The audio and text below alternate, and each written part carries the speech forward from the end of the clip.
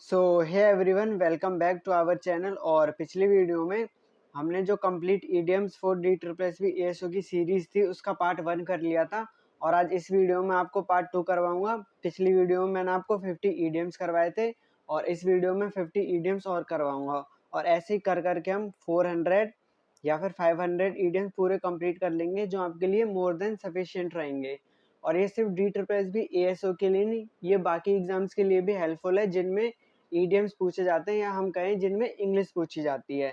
तो अब हम अपनी वीडियो को शुरू करते हैं, पर उससे पहले एक स्पेशल शॉर्ट आउट टू याचिका राणा, क्योंकि याचिका राणा ने पिछली वीडियो में जो मैंने लास्ट क्वेश्चन पूछा था उसका आंसर सबसे पहले दिया था कमेंट बॉक्स में। तो स्पेशल शॉर्ट आउट किसको जाता है? याचिका राणा को जाता है।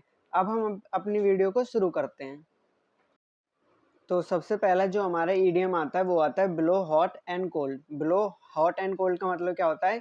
टू चेंज वंस मूड और ओपिनियन फ्रिक्वेंटली। मतलब कि ब्लो हॉट एंड कोल्ड का मतलब होता है अपने मूड को या फिर अपने ओपिनियन को बार बार चेंज कर देना। तो यानी कि changing opinion repeatedly blow hot and cold EDM का मतलब होता है। बाकी यहाँ पे मैंने एक्सप्लेनेशन और एग्जाम्पल रखे हैं, आप इनको पढ़ लेना और मैं आपको इसकी पीडीएफ टेलीग्राम के चैनल पर दे दूंगा। तो और टेलीग्राम चैनल का लिंक मैं डिस्क्रिप्शन में दे दूंगा, वहां से आप ज्वाइन कर लेना। देन उसके बाद break one's duck. Break one's duck का मतलब क्या होता है? To achieve first success after previous failures. तो इसका मतलब है कि पहले आप फेल हो गए थे, फिर उसके बाद आपने सक्सेस को अचीव कर लिया था। यानी कि पहले फेल हो गए, फिर उसके बाद आप पास हो गए, तो उसको हम बोलेंगे ब्रेक वंस डक। यानी जो फर्स्ट सक्सेस मिलता है हमको प्रीवियस फेल के बाद, उसको हम बोलते हैं ब्रेक वंस डक। देन उसके बाद next idiom bury the hatchet. Bury the hatchet का मतलब क्या होता है? टी to reconcile after a conflict. Bury the hatchet का मतलब होता है जैसे आप मान लो दो दोस्तों और उनके बीच लड़ाई हुई है, तो अब जो लड़ाई है उसको आप खत्म कर देना चाहते हो, या उसका कोई भी रीजन था उसको आप खत्म कर देना चाहते हो और वापस से फ्रेंडली बिहेवियर में आ जाते हो, तो उसको हम बोलते हैं बरी द हैचेट। और इसका मतलब सिंपल सा होता है मेक पीस, यानी कि शांति बनाए रखना, फ्रेंडली नेचर का वापस हो जाना, तो उसको हम बोलते हैं बरी द हैचेट। देन उसके बाद by the skin of one's teeth. By the skin of one's teeth का मतलब क्या होता है? With the smallest possible margin. मतलब कि बहुत छोटी सी चीज से सक्सेस हो जाना, यानी कि बियरली सक्सीडेड। और इसका example he passed the exam by the skin of his teeth. मतलब कि आप ऐसे समझो कि उसने एग्जाम को पास कर लिया बहुत पॉसिबल, मतलब स्मॉलेस्ट पॉसिबल मार्जिन से, बियरली सक्सीडिंग और escaping अ फेलियर, तो उसको हम बोलते हैं by the skin of one's teeth. Then उसके बाद came of age. Came of age का मतलब होता है एडल्टहुड में रिच कर जाना, लीगली और सोशली। मतलब कि इंडिया में तो ये है कि 18 प्लस जो भी होता है वो एडल्ट माना जाता है, तो उसको हम बोलते हैं केम ऑफ एज। तो इसका मतलब होता है रिच्ड एडल्टहुड, मतलब एडल्टहुड में एंटर कर जाना, उसको हम बोलते हैं केम ऑफ एज। देन उसके बाद carry coals to Newcastle. Carry coals to Newcastle का मतलब क्या होता है? To provide something where it is already abundant. मतलब कि जिस जगह पे जो चीज ऑलरेडी मौजूद है उस जगह वही चीज लेके जाना, तो उसको हम बोलते हैं carry coals to Newcastle. मतलब कि आप ऐसे समझो sending water to a river cities like carrying coals to Newcastle. तो ऑलरेडी रिवर में पानी होता है, अब वहां पे आप पानी लेके जा रहे हो, तो आप क्या कर रहे हो? You are carrying coals to Newcastle, यानी कि अननेसेसरी एफर्ट। देन उसके बाद chapter and verse. Chapter and verse का मतलब होता है with precise reference and detail. मतलब कि किसी भी चीज की, किसी भी प्लान की, या फिर किसी भी चीज का आप पूरी कंप्लीट डिटेल के साथ कुछ देते हो, मतलब कंप्लीट डिटेल प्रोवाइड करते हो, उसको हम बोलते हैं chapter and verse. He explain the rule chapter and verse. मतलब कि उसने जो रूल्स थे उनको कंप्लीट डिटेल के साथ एक्सप्लेन किया, तो चैप्टर एंड वर्स का मतलब क्या होता है? Complete detail. देन उसके बाद coals of fire upon his head. Coals of fire upon his head का मतलब क्या होता है? To shame an enemy through kindness. मतलब किसी एनिमी को यानी दुश्मन को काइंडनेस के थ्रू शेम करना या फिर लज्जित करना। इसका मतलब सेम थ्रू काइंडनेस। मतलब ऐसा समझो आप कि आपके साथ कोई बुरा बिहेव कर रहा है, बट स्टिल आप उसके साथ अच्छा बिहेव कर रहे हो ताकि उसे शर्म आए, तो इसको हम बोलते हैं coals of fire upon his head. Then उसके बाद cook someone's goose. Cook someone goose का मतलब टू ruin समवन्स प्लान और प्रोस्पेक्ट्स। मतलब किसी के प्लान को बर्बाद कर देना, उसको हम बोलते हैं कुक समवन्स गूज। तो ruin प्लान्स मतलब जो प्लान्स है उनको बर्बाद कर देना। देन उसके बाद करिंग फेवर। करिंग फेवर का मतलब सीकिंग अप्रूवल थ्रू फ्लैटरी। मतलब कि चापलूसी करके अप्रूवल लेना, उसको हम बोलते हैं करिंग फेवर। तो फ्लैटरिंग फॉर बेनिफिट, यानी अपने फायदे के लिए किसी की चापलूसी करना, उसको हम बोलते हैं करिंग फेवर। देन उसके बाद cut me dead. Cut me dead का मतलब होता है जानबूझ के किसी को इग्नोर करना, टू डेलिबरेटली इग्नोर समवन, यानी इग्नोर डेलिबरेटली मतलब जानबूझ के किसी को इग्नोर करना, उसको बोलते हैं cut me dead. She cut me dead at the party, उसने पार्टी में मुझे जानबूझ के इग्नोर किया। देन उसके बाद cut the Gordian knot. Cut the Gordian knot का मतलब to solve a complex problem decisively, मतलब कि कट द गॉर्जियन नॉट का मतलब होता है किसी कॉम्प्लेक्स प्रॉब्लम को बहुत अच्छे तरीके से सॉल्व करना, डिसीजन के साथ उसको सॉल्व करना, तो solve decisively. The leader cut the Gordian knot with a clear decision. Then उसके बाद ईट क्रो। ईट क्रो का मतलब होता है अपनी गलती को मान लेना और ह्यूमिलिएशन को फेस करना, यानी निंदा को फेस करना। तो to admit one's mistake and face humiliation, और एडमिट मिस्टेक, ईट क्रो का मतलब होता है अपनी गलती स्वीकार कर लेना। He had to eat crow after his prediction failed, जब उसकी भविष्यवाणी फेल हो गई थी या प्रेडिक्शन फेल हो गई थी तो उसको अपनी गलती एक्सेप्ट करनी पड़ी, इसका मतलब होता है ईट क्रो। देन उसके बाद ईट हम्बल पाई। ईट हम्बल पाई का मतलब टू एक्सेप्ट डिफीट और इंसल्ट ग्रेसफुली। तो ईट हम्बल पाई का मतलब होता है अपनी हार को और अपनी इंसल्ट को अच्छे तरीके से एक्सेप्ट कर लेना, यानी accept humiliation. He ate humble pie after losing the argument, जब वो आर्गुमेंट हार गया था तो उसने अपनी गलती जो थी या फिर अपनी जो हार थी उसको बहुत ग्रेसफुली एक्सेप्ट किया था। देन उसके बाद fiddle while Rome burns. Fiddle while Rome burns का मतलब होता है to waste time during a crisis, यानी कि बहुत क्राइसिस चल रहा है और उसमें भी आप अपना टाइम वेस्ट कर रहे हो, यानी क्राइसिस को इग्नोर करके आप अपना टाइम वेस्ट कर रहे हो। The administration fiddle while Rome burn, तो जो एडमिनिस्ट्रेशन था वो टाइम वेस्ट कर रहा था और जो प्रॉब्लम थी उसको सॉल्व नहीं कर रहा था। तो सीरियस प्रॉब्लम को इग्नोर कर देना और अनइम्पॉर्टेंट चीजें जो होती है उनको करना, उनको हम बोलते हैं fiddle while Rome Burns.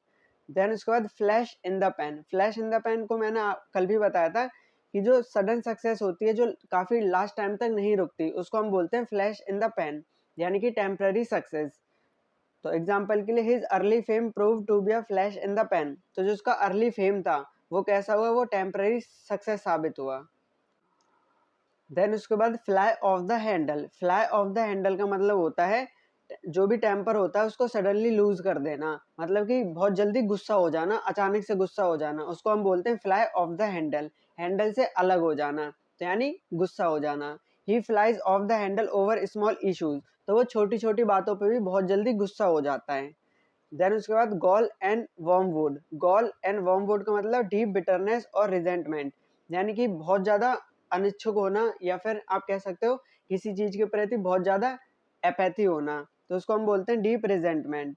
He spoke with gall and wormwood strong feelings of anger और हेटरेड, तो मतलब एंगर की या हेटरेड की बहुत ज्यादा स्ट्रॉन्ग फीलिंग्स होना, उसको हम बोलते हैं गॉल एंड वर्मवुड। तो he spoke with gall and wormwood, उसने कैसे बोला, बहुत गुस्से के साथ बोला। देन उसके बाद go for a song. Go for a song का मतलब होता है to be sold very cheaply, मतलब किसी चीज को बहुत कम पैसों में बिक जाना, उसको हम बोलते हैं गो for a song. Something sold at a very low price, किसी भी चीज को मतलब किसी भी चीज का बहुत कम प्राइस पे बिक जाना, उसको हम बोलते हैं गो for a song. The house went for a song, तो जो हाउस था यानी कि घर था वो बहुत कम प्राइस में बिका, तो sold cheaply, go for a song. Then उसके बाद hand and glove. Hand and glove का मतलब होता है वेरी क्लोजली एसोसिएटेड, तो देखो हाथ में जब हम ग्लोव पहने या उनको शायद दस्ताने बोलते हैं, तो उनको जब हम पहनते तो वो एकदम क्लोज हो जाते हैं, तो इसी से ये इडियम बना है hand and glove very close associated, यानी कि दो काम साथ में मिलके काम कर रहे हैं, उसको भी हम बोलेंगे हैंड एंड ग्लोव। तो closely connected. The partners worked hand and glove, तो जो पार्टनर्स थे उन्होंने कैसे काम किया, उन्होंने मिलके काम किया, एक दूसरे के क्लोज रह के काम किया। देन उसके बाद हैंग फायर। हैंग फायर का मतलब है किसी एक्शन या डिसीजन को उसमें डिले करना, उसको ले नहीं पाना, उसको हम बोलते हैं हैंग फायर। एग्जाम्पल के लिए the company decided to hang fire on investment, तो जो कंपनी थी वो इन्वेस्टमेंट को क्या कर रही थी, डिले कर रही थी उसमें एक्शन लेने में, डिसीजन बनाने में, तो delay action hang fire. Then उसके बाद harp on the same string. Harp on the same string का मतलब to repeat the same idea continuously, मतलब कि एक ही आइडिया को बार बार रिपीट करना, बार बार रिपीट करना।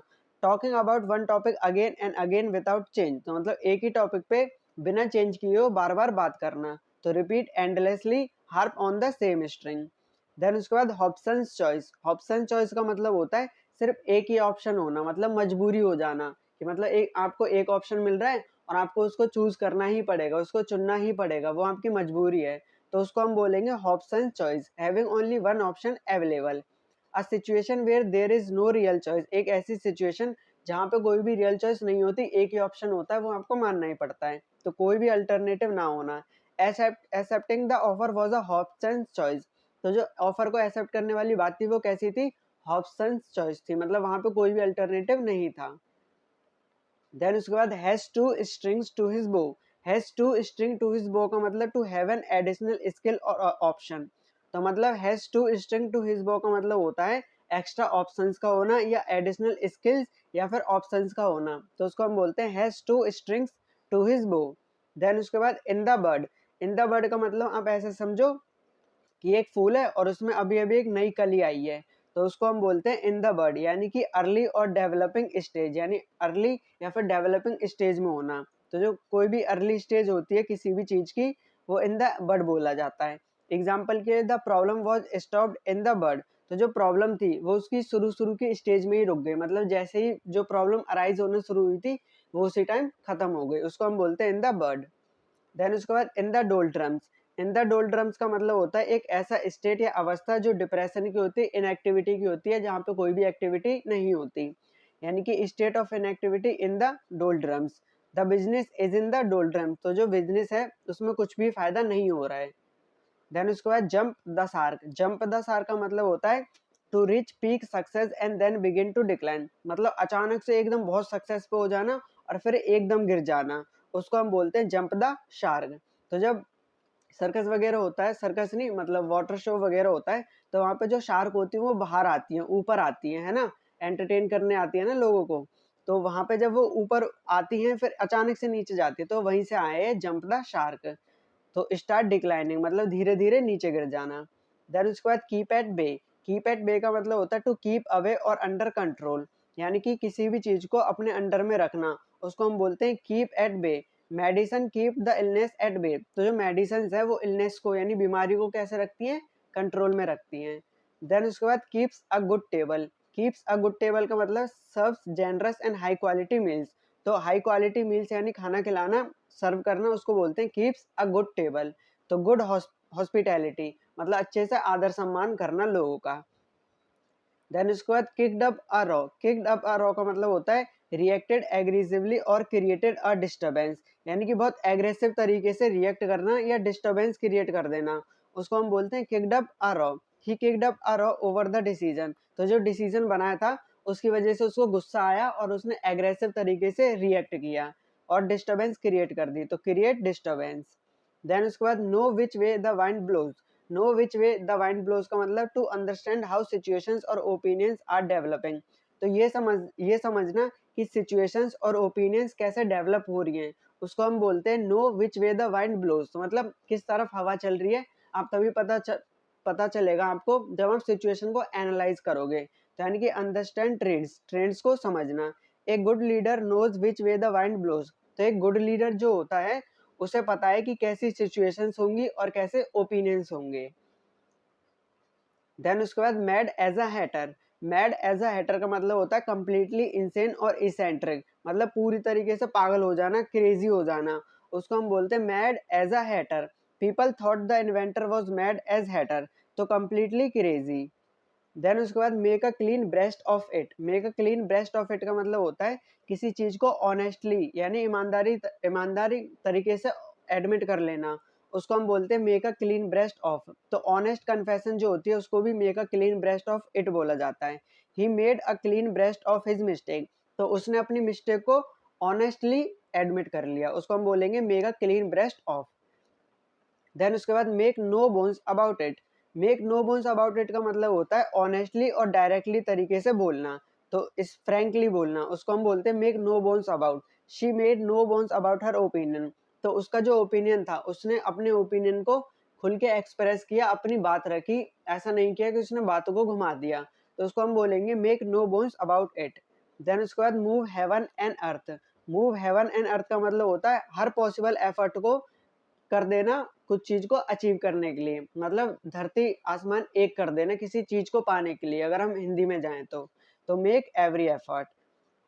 देन उसके बाद not fit to hold a candle to, तो not fit to hold a candle to मतलब कोई ऐसा भी नहीं है, मतलब कोई इतना भी स्ट्रांग नहीं है कि वो एक कैंडल यानी मोमबत्ती को ना पकड़ सके, तो ऑब्वियसली वो कमजोर होगा, वीक होगा। तो ग्रेटली इंफीरियर टू समवन और समथिंग यानी ग्रेटली इंफेरियर। देन उसके बाद not in my line. Not in my line का मतलब होता है कि मेरा जो एरिया है एक्सपर्टीज का उससे ये रिलेटेड नहीं है, तो मतलब outside expertise. Medical issues are not in my line, तो मतलब किसी और ने कुछ और पढ़ा है, मतलब किसी ने इंजीनियरिंग वगैरह पढ़ी है या किसी ने आर्ट्स स्ट्रीम करी है तो उसको मेडिसिन के बारे में नहीं पता होगा। हाँ पता हो सकता है पर वो उसके एक्सपर्टीज एरिया में नहीं आता, तो उसको बोलते हैं not in my line. Then इसके बाद not to mince matters. Not to mince matters का मतलब होता है बिना हेजिटेशन के डायरेक्टली बोलना, तो इसका मतलब भी स्पीक फ्रैंकली होता है। देन उसके बाद on tenterhooks. On tenterhooks का मतलब क्या होता है, एक ऐसा स्टेज सस्पेंस का या एंजाइटी का। तो एंजियस वेटिंग मतलब किसी चीज के हम एंजियस तरीके से वेट कर रहे हो किसी चीज का होने का, तो उसको हम बोलते हैं ऑन टेंटर हुक्स। तो feeling nervous while waiting for an outcome, तो किसी आउटकम के लिए वेट करना और नर्वस फील करना, उसको हम बोलते हैं ऑन टेंटर हुक्स। देन उसके बाद प्ले गूजबेरी। प्ले गूजबेरी का मतलब होता है to be an unwanted third person. मतलब प्ले गूजबेरी मतलब एक थर्ड पर्सन, दो लोग बात कर रहे हैं उनके बीच एक थर्ड पर्सन आ जा रहा है, तो वो हो जाएगा प्ले गूजबेरी। तो कोई अनवांटेड थर्ड पर्सन को हम बोलते हैं प्ले गूजबेरी। देन उसके बाद रेड हीरिंग। रेड हीरिंग का मतलब होता है एक ऐसा मिसलीडिंग क्लू या डिस्ट्रैक्शन जो अटेंशन को डाइवर्ट कर दे, तो मिसलीडिंग क्लू होता है उसको हम बोलते हैं red hearing. The suspect provided a red hearing, तो जो सस्पेक्ट था उसने एक रेड हीरिंग प्रोवाइड करी ताकि वो अटेंशन को डाइवर्ट कर सके। देन उसके बाद rising to the occasion. Rising to the occasion का मतलब होता है performing exceptionally well under pressure, तो मतलब आप अंडर प्रेशर में हो लेकिन स्टिल आप बहुत अच्छा परफॉर्म कर रहे हो, तो इसको हम बोलेंगे rising to the occasion, perform under pressure. Then उसके बाद sail close to the wind. Sail close to the wind का मतलब होता है to operate near the limits और ऑफ लीगलिटी, मतलब जो लिमिट्स होती हैं लीगलिटी वाली लिमिट्स होती हैं उनके लिमिट उसके दायरे को ध्यान में रखते हुए ऑपरेट करना यानी कि रिस्की एक्शन लेना। देन इसके बाद show the white feather. Show the white feather का मतलब होता है टू एक्ट कॉवर्डली, मतलब डरपोक तरीके से एक्ट करना, तो act cowardly. He showed the white feather in battle, तो वो बहुत डर गया था किसमें, बैटल में, यानी उसने मतलब जो एक्ट किया था वो कावर्डली तरीके से एक्ट किया था बैटल में या लड़ाई में। देन उसके बाद sitting on the fence. Sitting on the fence का मतलब होता है आप कुछ भी चीज डिसाइड नहीं कर पा रहे हो, तो undecided. Stop sitting on the fence and decide, यानी कि सिटिंग पे बैठना बंद करो और डिसाइड करो, मतलब कोई भी डिसीजन ना ले पाना, उसको हम कह सकते हैं sitting on the fence. Then उसके बाद sound and fury. Sound and fury का मतलब होता है ग्रेट एक्साइटमेंट और एंगर विदाउट रियल रिजल्ट, तो एम्प्टी जो एक्साइटमेंट होती है ना उसको हम बोलते हैं साउंड एंड फ्यूरी, बस आवाज करना, कुछ भी एक्शन नहीं लेना है, कुछ भी काम नहीं करना।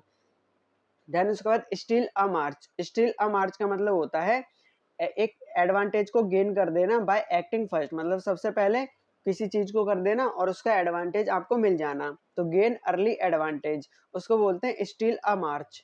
देन उसके बाद the sword of Damocles. The sword of Damocles का मतलब होता है एक कांस्टेंट डेंजर और थ्रेट, तो एक ऐसी डेंजर जो कि कांस्टेंट होती है, थ्रेट होती है, तो कांस्टेंट थ्रेट यानी बार बार धमकी, मतलब कांस्टेंट धमकी या फिर खतरा। देन उसके बाद throw cold water on. Throw cold water on का मतलब होता है किसी किसी को या किसी चीज को डिस्करेज करना या फिर अपोज करना, तो डिस्करेज करना उसको हम बोलते हैं throw cold water on. Then next question, throw one's cap into the ring. तो throw one's cap into the ring, इसका जो आंसर दोगे आप, इसका आंसर मुझे आप दोगे कमेंट में, तो इस वाले क्वेश्चन का आंसर आप कमेंट में देना, और जिसने भी पहले आंसर दिया या सही आंसर दिया उसको अगली वीडियो में शॉर्ट आउट मिलेगा। तो इस वीडियो में हम इतना ही रखते हैं, हमने 100 ईडियम्स को कंप्लीट कर लिया है और ऐसे ही कर करके हम 500 या 600 ईडियम्स तक मैं आपको कंप्लीट करवा दूंगा, जिससे कि आपको मोर देन सफिशिएंट रहेगा किसी भी एग्जाम के लिए। आई होप आपको वीडियो पसंद आई होगी। अगर वीडियो पसंद आई होगी तो लाइक और सब्सक्राइब कर देना चैनल को। तो मिलते हैं फिर नेक्स्ट वीडियो में, टिल देन टेक केयर।